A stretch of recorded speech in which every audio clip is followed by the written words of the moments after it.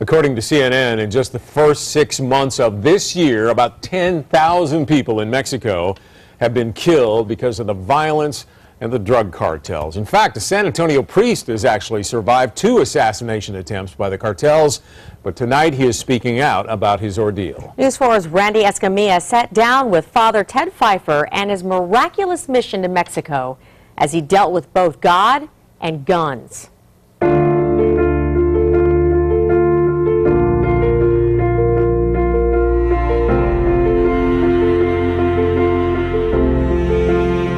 81-year-old Father Ted Pfiefer looks about as harmless as they come. But to the Mexican drug cartel, this mild-mannered priest became public enemy number 1. 6 men came in a pickup. They all had,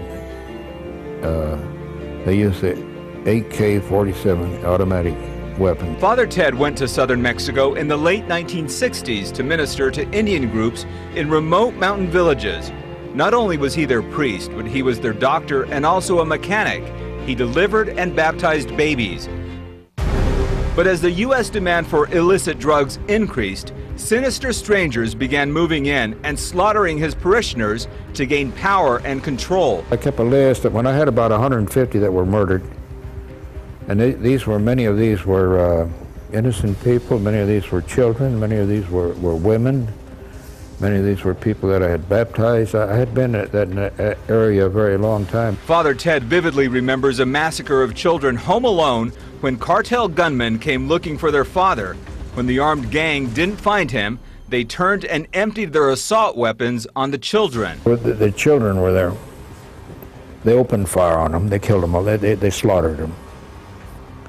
And everyone around there heard it, saw it. Heard the screams. As the violence escalated, Father Ted began speaking out against the powerful drug cartel, encouraging the extremely poor peasants to resist the cartel's money and lies. Of course I was afraid. I'm a human being. And the more he spoke out, the crazier the drug lords became. First trying to assassinate him during a surprise attack at a family home. Then, when the priest survived, the cartel ambushed him again while driving his truck on a mountain road. There were 7 or 8. It sounded like automatic or semi-automatic weapon. Blew holes above my head in the cab. Miraculously, Father Ted survived both attacks with minor injuries. The demand for drugs coming in from Mexico remains extremely high. Because of that, Mexican drug cartels are taking in an estimated $30 billion a year from drug sales.